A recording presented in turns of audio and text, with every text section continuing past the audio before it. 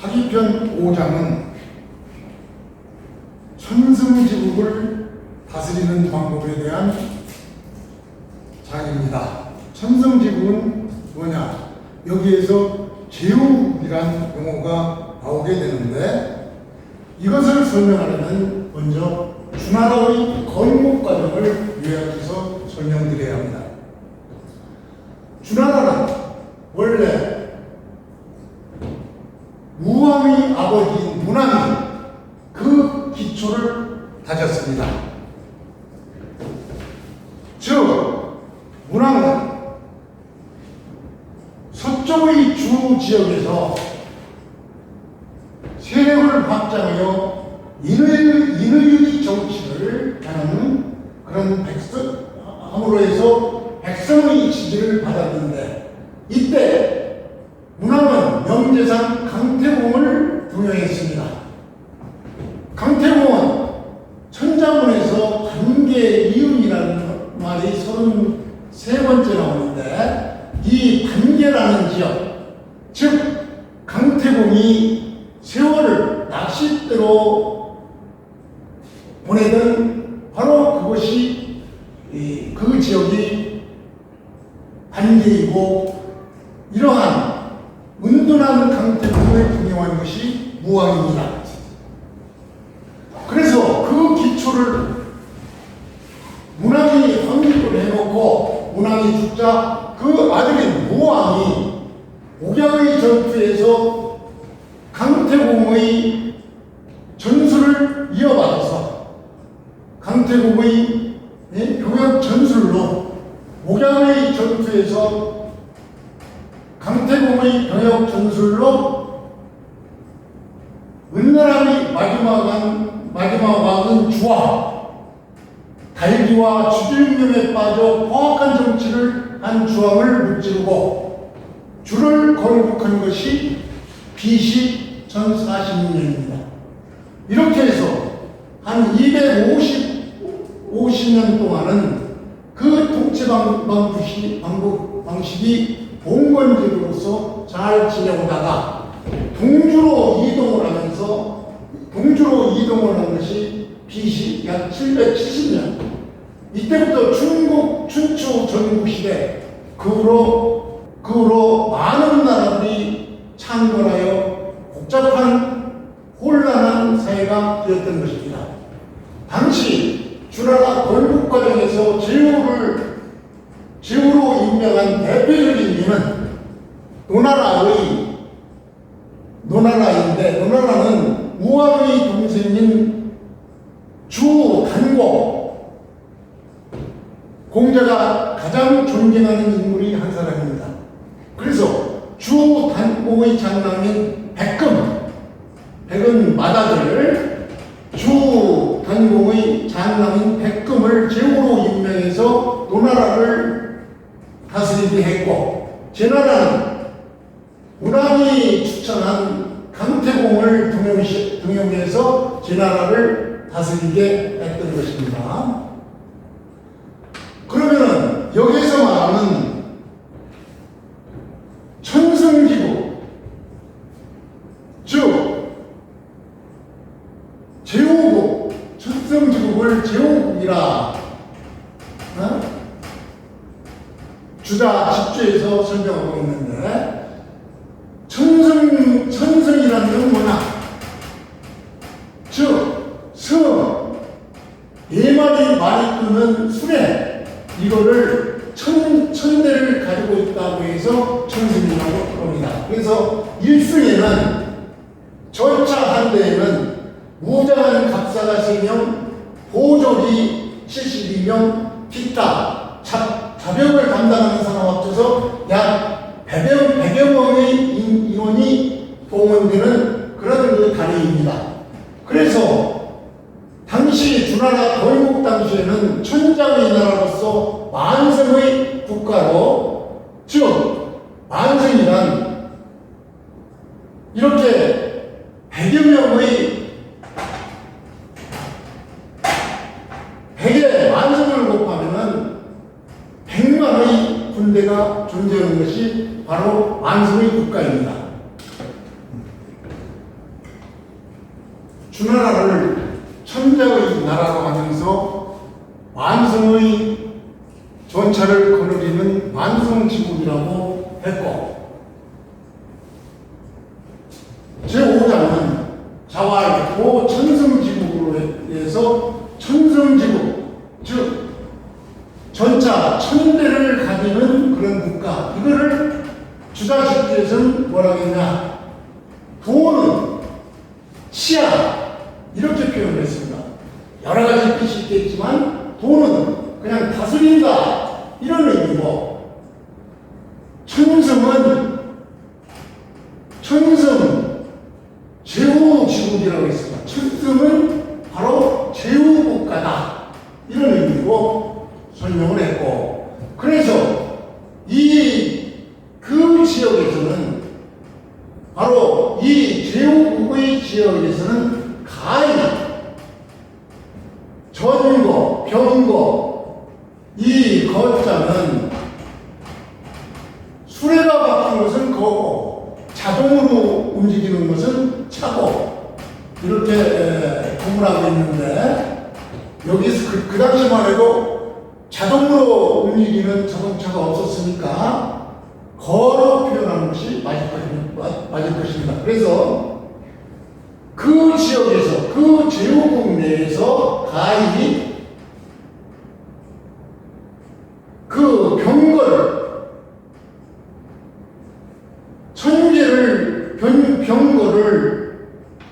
수레를 출현시킬 수 있는 곳이 바로 제후국이라 이렇게 칭했던 것입니다.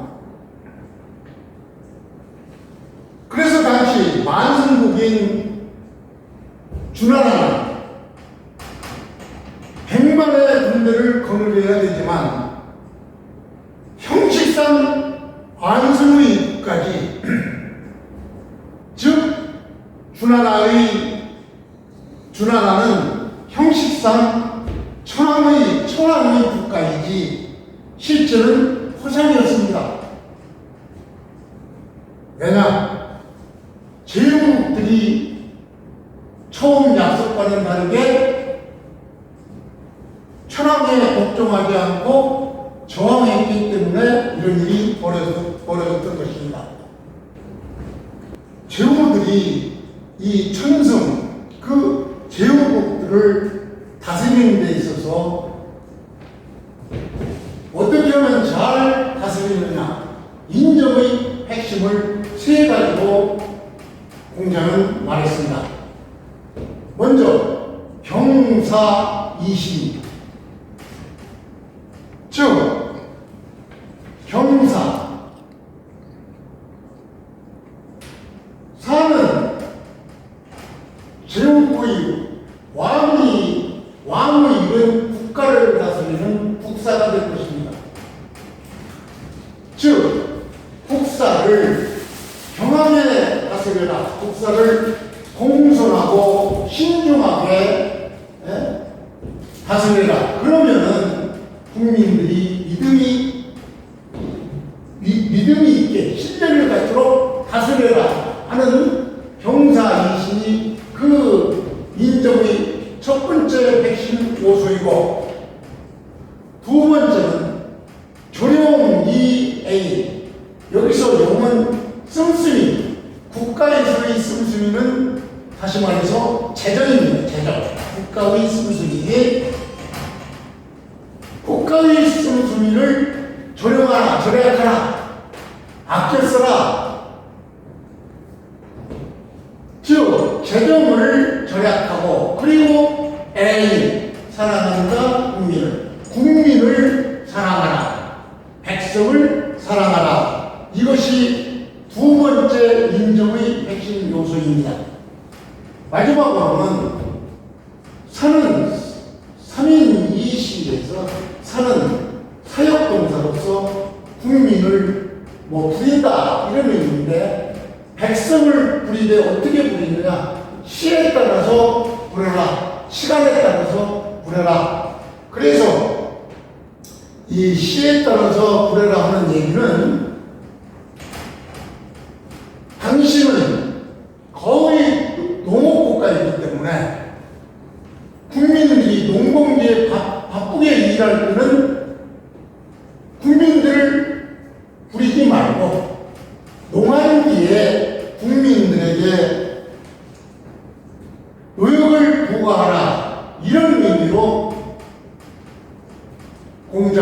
인정의 핵심 요소로 얘기했던 것입니다. 다시 말해서 공장은 어진 정치가 인정이란 단지 형벌이나 법률로 국민을 억누르는 그런 정치가 아니라 신중하고 성실하게 행정을 하고 국가의 씀씀이를 절약하고 국민을 사랑하고 백성이 농사짓는 데 지장이 없도록 백성을 부리는 것이 인정의 핵심 요체라고 말을 한 것입니다. 원래 3인2시에서 요구하는 바는 즉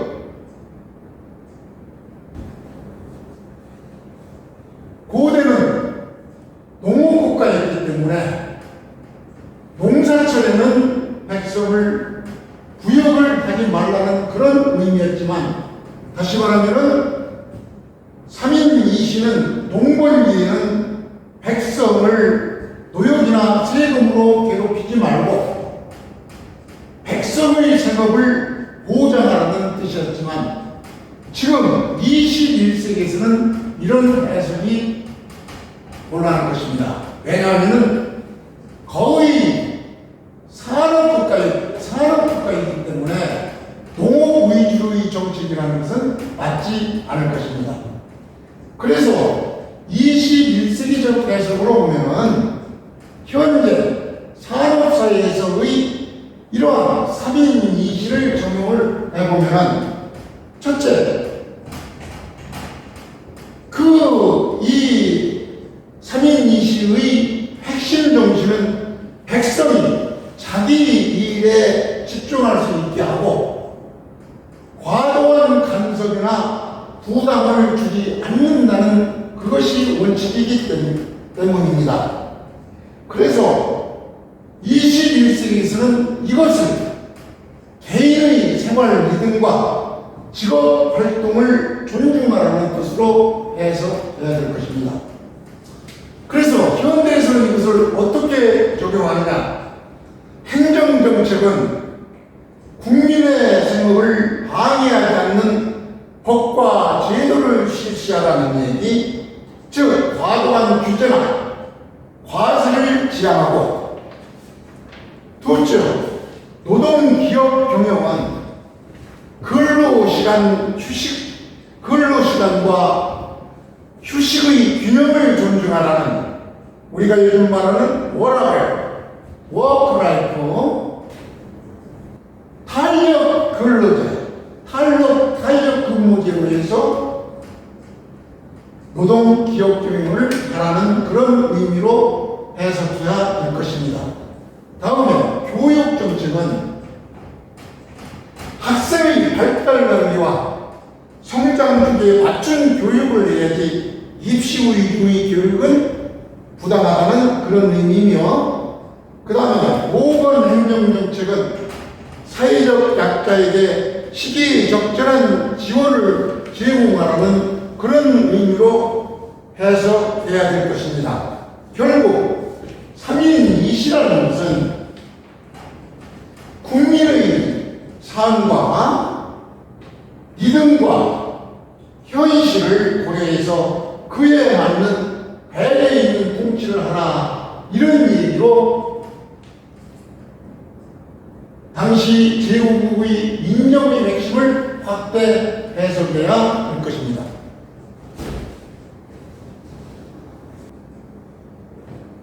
학위편 6장은 학문을 시작하는 신입사원들에게 공자님이 훈시를 한 것 같은 그런 내용들입니다. 즉, 덕행이 학문보다 앞서야 된다. 다시 말해서 사람이 되고 공부를 하라, 그런 말씀을 하셨는데, 그 문장은 제자 입즉 효 출측제에서 제자는 여기에서 학생, 젊은이 뭐 이런 뜻인데, 공자학당에 입학한 사람들에게 하는 얘기 같으니까 저는 제자를 학생으로 설명을 드리겠습니다. 그래서 학생들은 주어가 되겠죠? 입은 가정 안에 있을 때, 추는 밖에 나갈 때, 즉 가정 내에서는 지역은 조건을 나타내는 접속사로서 가정에 있을 때는 부모의 효도를 하고, 밖에 나간다, 즉 밖에 나가서 사회생활을 할 때는 연장자에게 공손하게 하는 그런 것을 지켜라, 이렇게 말씀을 하셨고, 그래서 그 행동이나 모든 것의 전제 조건은 그리고 신, 그는 조심하다, 말과 행동을 조심하다. 신은 믿음직하게 하다, 성실하게 한다. 그래서 학생들에게 항상 말과 행동을 조심하고 성실하지 않아, 이런 표현을 강조를 했습니다. 그리고 범해중 이친인, 이거는 주자집에서 범은 널리라는 표현으로 받았고, 널리, 애는 사랑하다, 중은 여러 사람, 그리고 친인은 친, 가까이 하다, 그리고 주자집에서는 인을 인자라고 표시를 했습니다. 그러니까 널리 사람들을 사랑하고, 그리고 어진 사람, 인자한 사람과 가까이 지내라, 이렇게 훈시를 하셨던 것입니다. 이런 행동을 하고 나서도, 위에서 말한 이런 행동, 효도하고 제하고 근하고 신하고 사랑하고 인자들과 신하고 이런 행동을 하고 나서도 여려 남은 힘이 있으면 그때 학문을 공부하라, 이렇게 말씀을 하셨던 것입니다. 다시 말해서 전체 구조로 보면 이러한 의의적 실천이 먼저지. 그래서 먼저 이러한 의의적 실천을 하고 남은 여력이 있으면 학문 추구를 하라, 이렇게 학생들에게 얘기를 한 것입니다. 즉 도리를 먼저 다하고 그 이후에 여력이 있을 때 학문을 배워라. 실천은 우선이고 학문 후에, 즉 이것이 바로 유교적 교육관입니다. 즉 덕, 본, 이, 문, 네. 덕이 근본이고 문은 방이다, 그런 말씀을 하시는 것입니다. 주자의 논어 집주에서는 가장 중요한 근과 신을 다음과 같이 정해 있습니다. 근은 근자, 불완전 명사죠. 근이라는 것은 행기 유상야, 그 행위가 항상성이 있어야 된다, 항상 똑같아야 된다. 그러니까 항상 똑같으려면 어떤 규범이 있어야 된다. 이런 얘기죠. 그러니까 근이라는 것은 행동에 항상 규범이 있어야 된다. 이런 의미로 설명을 했고, 신이라는 것은 그가 말하는 그 말에 실 열매가 있어야 된다. 다시 말해서 말만 하고 그것을 실행하지 않거나 그러면은 안 된다. 다시 말해서 말한 대로 행하라. 말을 하는 것에 대한 열매가 있어야 된다. 이런 표현으로 주자는 그 의미를 표현했습니다. 그래서 이 행지 유사냐에서 이 근자 이것이 주어가지고 근이라는 것은 행 명사로서 앞부분 전체를 받은 것입니다. 앞부분 전체 그것은 행을 목적으로 하는 지는 지시 대명사이고 유는 동사 항상 어떤 항상성이 있어야 한다 하는 상은 한결같은 법도 이런 것을 나타내서 표시한 것이니까 그 행함에 일정한 것, 규범이 있어야 된다. 이런 표시를 한 것입니다.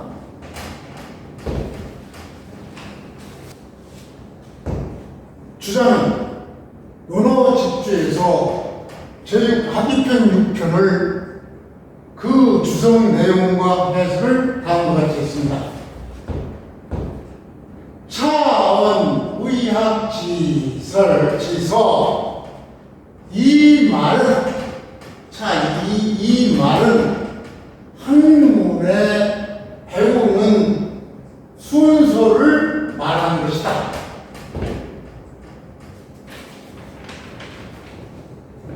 강자 교재 반드시 반드시 효제하고 효도하고 공경하며 근신 조심하고 믿음직스럽게 행동하고 대중 대중을 사랑하고 인자하는 자 즉 어린이를 가까이 하는 실제 행동에서부터 시작이 되어야 한다고 얘기했으며 갱유, 여력 이렇게 해서도 위와 같은 이런 행동을 하고도 남을 힘이 있으면 시간이 여력이 있으면 그 후에 이러한 행동을 한 이후에 가히 학문을 해라. 이렇게 얘기했는데 여기서 문은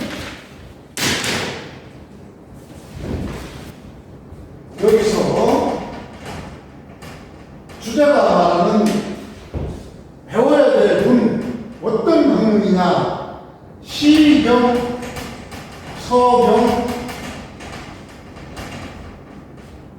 및 예약 등 문물제도를 총괄해서 말하는 것입니다. 여기서 시경서경은 주자가 얘기한 것이고 당신은 시라는 표현을 했습니다. 다시 말해서 이 시가 시경이라는 배우를 받기까지는 한참 후였습니다. 사마천의 사기에 의하면 사마천이 지은 사기에 시가 시경으로 대우를 받은 것은 한나라 중기 이후부터라고 합니다. 그러니까 AD 한 200~300년 이때부터 시경이라는 대우를 받았던 것입니다.